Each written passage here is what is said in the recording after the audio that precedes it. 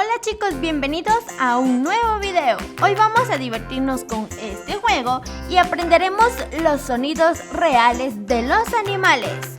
Ok chicos, aquí tenemos a este cerdito. Escuchemos. Muy bien amigos, ahora aquí tenemos este siguiente animalito y este es una oveja.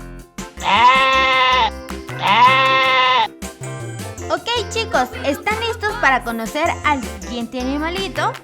Sí amigos, conoceremos al siguiente. Este es un caballo.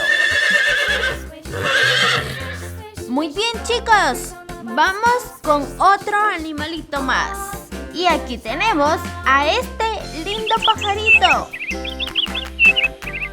Así que conoceremos al siguiente animal. Este es una vaca. ¿A quién le gustan las vacas, chicos?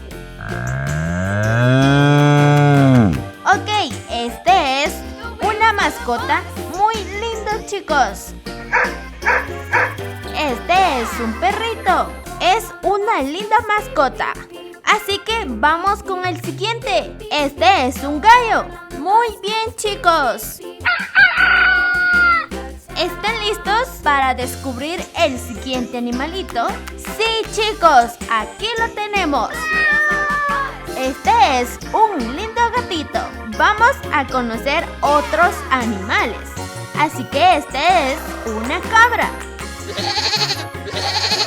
Y aquí tenemos este lindo pollito de color amarillo.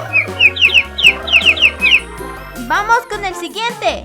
Y este es un lindo oso. Vean chicos, qué grande es este oso. Vamos con el siguiente. Y aquí tenemos otro lindo animal. Y este es un lindo venado. Está muy chulo, ¿no? Vamos a descubrir. Y esta es una rana. La rana es de color verde. Muy bien chicos, descubriremos el siguiente animal. Este es un lindo patito. Vamos con el siguiente animal chicos. Aquí lo tenemos. Y vemos a este lindo zorrito. Muy bien chicos, vamos a continuar con otros animalitos chicos. Ok, aquí tenemos algunas siluetas. Y este animalito es una tórtola. Así que aquí descubriremos al siguiente y aquí tenemos a esta abeja. Este es un pez. Sí chicos, este es un pez de color naranja.